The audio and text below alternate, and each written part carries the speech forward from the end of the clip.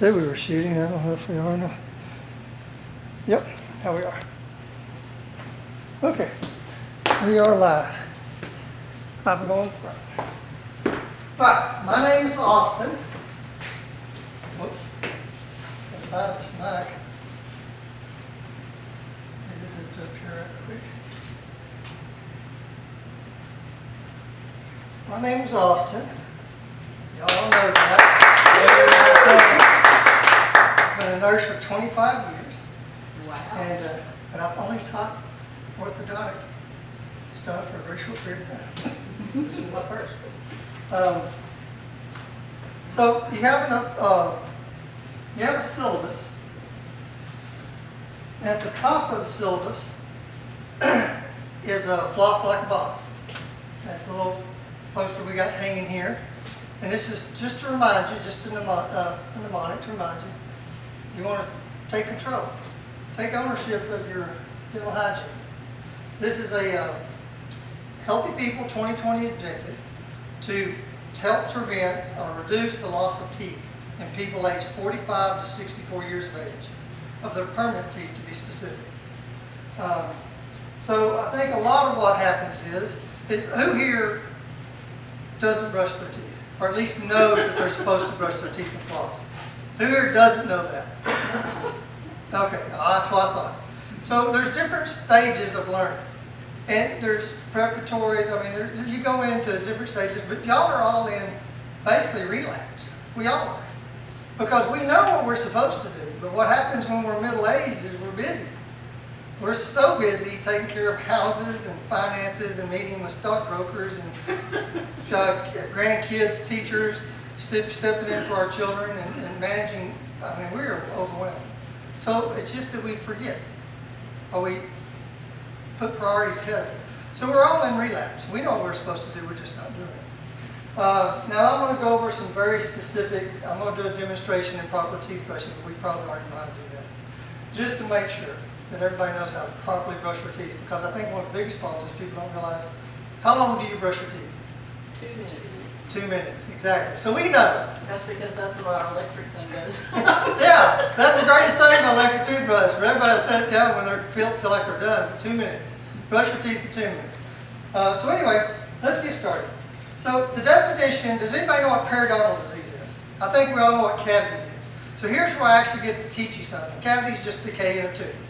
So periodontal disease is, I'm going to just read it from the deal. It's disease of the gums, the soft tissues, the bone that surrounds the teeth, that is the result of chronic inflammation caused by bacteria.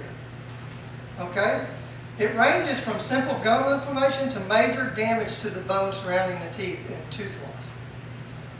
And it can get into some pretty ugly, expensive, painful procedures to try to replace those teeth to keep from having dentures. So what are the benefits to flossing and brushing my teeth and keeping routine dental exams? Number one, you're going to prevent tooth decay. So number two, you're going to prevent the loss of your teeth due to periodontal disease. And you're going to avoid painful dental procedures. The next thing you're going to do, you're going to save a lot of money due to expensive procedures. You have to take time off work to go have these done. Root canals, bridges where they drill a post into your teeth. If it gets to the point where you've actually lost bone, sometimes they have to do bone grafts. Sad part about bone graft is it's not a donor bone, then it has to come from you somewhere. So that means you don't have two surgical sites as things could go wrong. So there's a lot to trying to do proper dental hygiene, but I think one of the biggest things that gets us is just the time management. I'm going to cover a little area later where there's also this thing at work where people don't like to brush their teeth in front of people, or maybe they just don't want to do dental hygiene at work. They don't have a convenient place. And we're all going to do a demonstration in front of each other and try to maybe overcome that. If somebody has this huge phobia about practicing dental hygiene in front of others, then we don't have to practice.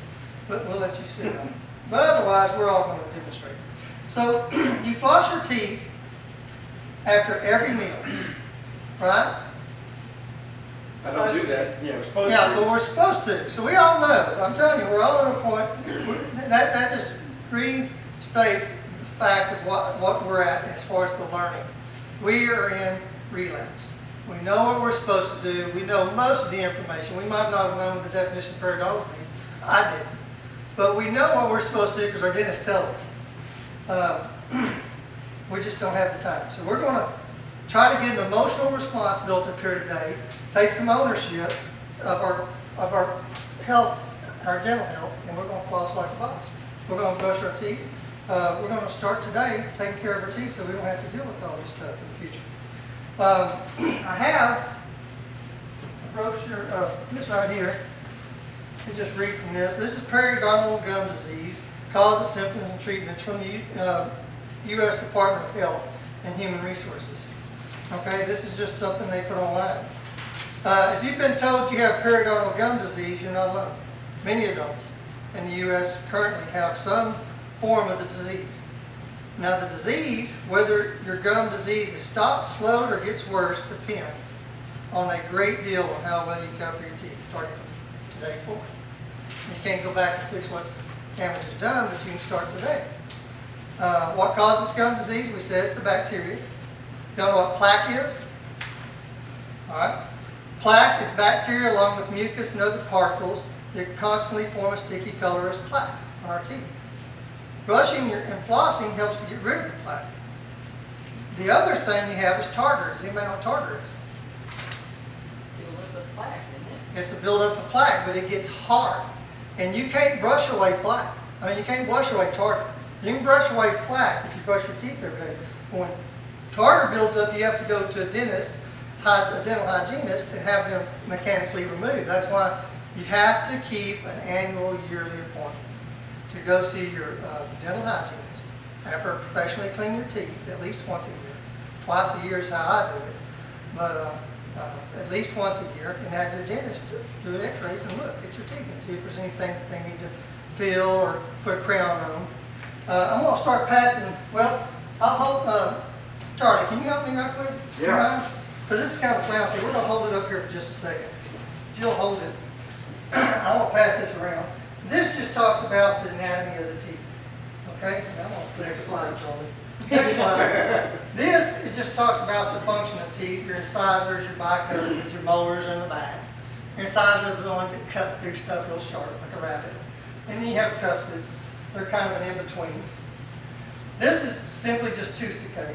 It's just a cavity, which happens from bacteria. Now this right here is decay of the enamel. This little hole eating into the side. This is periodontal disease. It's actually inflammation of this tissue surrounding the gum. And it starts as gingivitis, inflammation of that deal, but then it can pit down and cause a cavity down in there. And then the bacteria starts chewing in and gets to the root, and this all gets decayed and gets into the bone, and it goes into advanced stages of periodontal disease. Now once you get periodontitis, a lot of times your dentist won't see you anymore. He'll refer you to a specialist, periodontist, and then he charges you a lot more money and wants to see you more often. This is inflammation of the pulp, or the death of the pulp, and gingivitis. This is gingivitis. It's blood red, inflamed, and it's gotten actually chewed through the tooth and got into the pulp here. Sometimes they can go in and do a pulpotomy where they drill all this out, these special drills, and fill it, but the tooth's dead at that point because it's killed all the nerves that won't grow anymore. It lasts for about 5, 6, 10 years maybe, and then they have to take it out and put a drill post down into the bone, as long as the bone's still healthy enough. Now, the goal we have for Healthy People 2020 is to prevent permanent teeth loss. So this talks about the anatomy of the teeth, primary teeth, and it tells you how many are primary teeth, and then permanent teeth is listed below. So it's the permanent teeth we're talking about, but your primary teeth is commonly called baby teeth, and we probably all know that. But so anyway, as you get this, you can pass around, look for the little pictures. It's really nice. In the back here is the scary part. This is where it talks about a crown. It shows you got a bad tooth going down into the tooth. So they're going to drill and cut away all this tooth and make a nice round post out of your tooth. And then they put a manufactured tooth that matches yours from casts that they did, molds, and they fill it with this special gel that heats, and then they just stick it back on there, and that lasts for about 5, 10 years. And eventually that tooth's going to need to be replaced, have a new crown on it, or maybe pulled and have a post put in a bridge. This is a bridge. They've taken the tooth out, they drill in, or they make a deal that just slides a pair, attaches to your other teeth, and it holds it in place. I mean, it's one of those things you got to take out and take care of. These are implants where they drill a post through the gum into the bone, and then they put a tooth on there and cement it in. And this is a root canal showing the little ways they drill it. So anyway, these are just simple fillings where they fix a little cavity, drill it out, take out the dead pulp and fill it. So anyway, I'll pass that around. Charlie, I appreciate you, man. You're a big one. I can always count on Charlie. That salad was the bottom line. Let's see. So anyway, so you go from gingivitis to periodontal disease, and gingivitis is simply the inflammation of the gums. But then as it gets to periodontitis, it actually has started to eat into and making a cavity down here within the side of the tooth, down near the root. And that's when it really starts getting ugly. There are many risk factors. The number one preventable risk factor is smoking. Smokeless tobacco, where you run around with snuff in your mouth, obviously is a risk factor too. But it's not covered in the information that I have of the resources. But the resources I have says smoking. If you need another reason to quit smoking, smoking is one of the most significant factors associated with the development of gum disease. Additionally, smoking can lower the chances for successful treatment. If you do smoke and they're trying to do treatment on it, it can ruin the chances of that being successful. So you spend a lot of money on painful procedures that aren't going to get you in. Hormonal changes in women, there's not a lot you can do about that, but that is a risk factor. Diabetes, you can control your diabetes and get good education on diabetes. Genetics, right now there's nothing we can do about genetics, but as we all know that science is rapidly developing. It takes a lot longer to get things researched, proven, and past the FDA. But one day we may genetically have healthy teeth because there is a genetic predisposition to poor dentition. My dad had horrible teeth. Of course, he drank and he smoked. And I don't know if I ever seen him brushing his teeth, but he had horrible. And I guess that's the reason I may be such a fanatic about brushing my teeth and taking care of it. I just haven't seen my daddy with so many missing teeth. Because he was a good-looking man, but when he smiled, it's like half his teeth are missing, the others were decayed.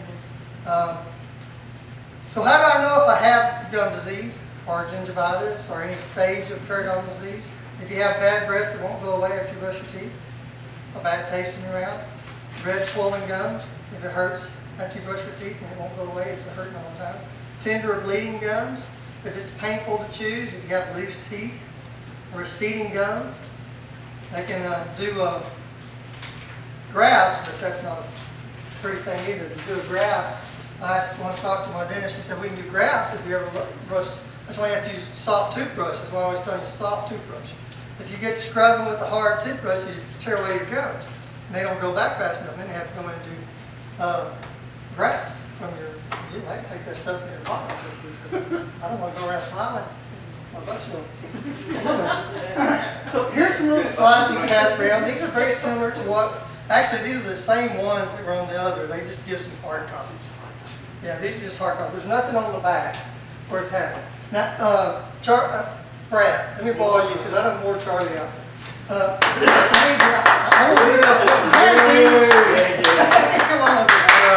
I had these for the children if they showed up, if you haven't brought your kids, because I wanted to make sure everybody could come and not be unable to come because I had to take care of the kids or whatever. But pass everybody out one of these, if you don't mind. Everybody's going to need one of those. Thank you. Sir. So, and David, this is yours. This is the Patient's Guide to Periodontal Disease. It's a book, $7 or $8 online. But I know you love to read, Oh my so that's gosh. yours. All right. That's yours for showing up. That's a door prize. That's a door prize. Like Katrina M. Schroeder? Now, hey, there's door prizes. So, I love Miss Schroeder. Sonia and Ellen, pick a number between 1 and 10. 6, 4. It was 4.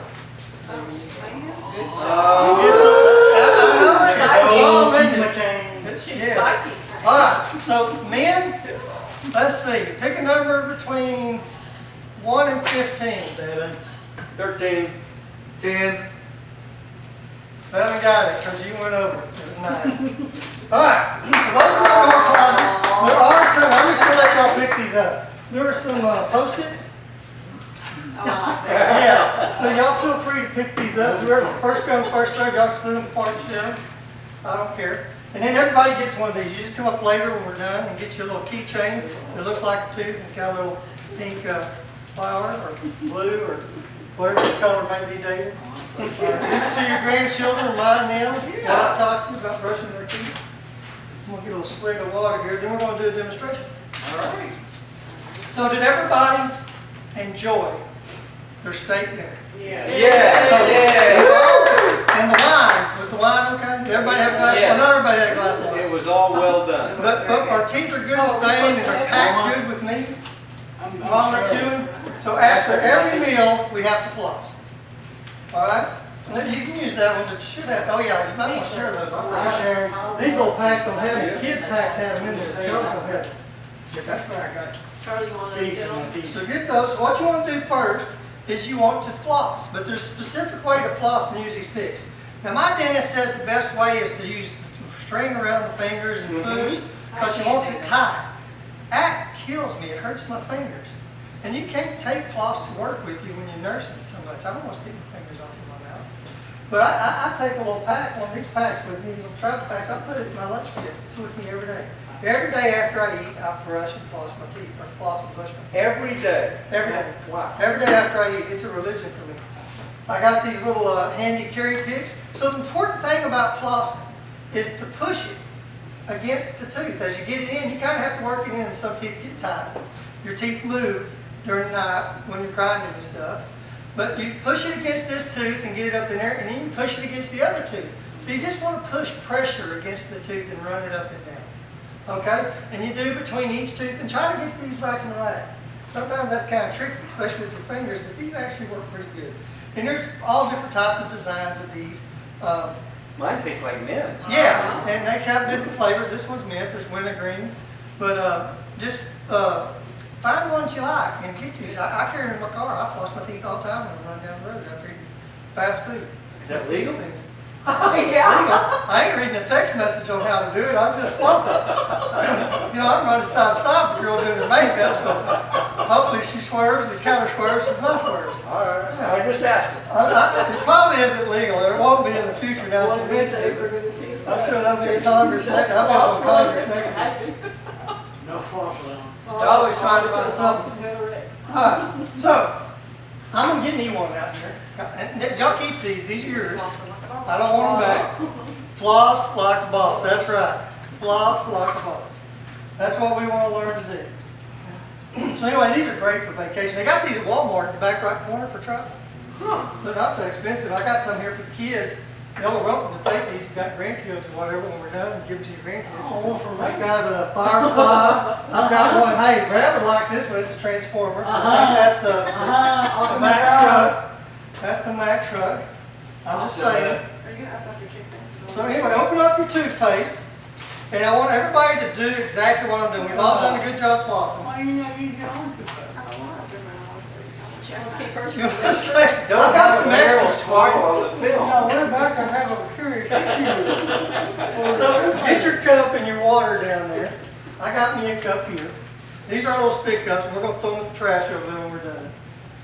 If you spill it, don't worry, I'm a nurse. I'm professionally trained to handle spills. Alright, so everybody gets a toothpaste open, get a little bit of toothpaste. I have to put a lot because it's just a demonstration. I didn't get yours open. I'm sorry. I think I'm ready to do. What? No, you didn't boo-boo on Here, my I'll toothpaste. That's your I can't deal. see it. How did that happen? Oh, well, I'm talented. Oh, that's not that. I didn't let Candy. Stick your little pick down in there, see if you can get it. Here, go on my knife. Oh, we're good. Get that over for it, Brad. You got it. Big Rose, does it have like steak juice? No, I hadn't. I think you got a fresh one. Let's hope. Well, I'm gonna be your guinea, I'm the one that has the bridge. You know, has the bridge? Genetics. Are you able to floss and brush I'm without? not able to floss with That's the bridge, okay. I have to go through Yes. the That's all right. different thing. That's right. But I can tell you with your genes and all that good stuff, Yeah. yeah. I'm your bridge buddy. I've got a bridge. Yeah, I'm sure that most of us do. And that's the reason they picked this. I actually picked this topic because I was brushing my teeth at work. One of the young girls there that works as a tech says, I never brush my teeth but twice a day. I said, you don't floss after you eat? And she says, no. I said, well, you should.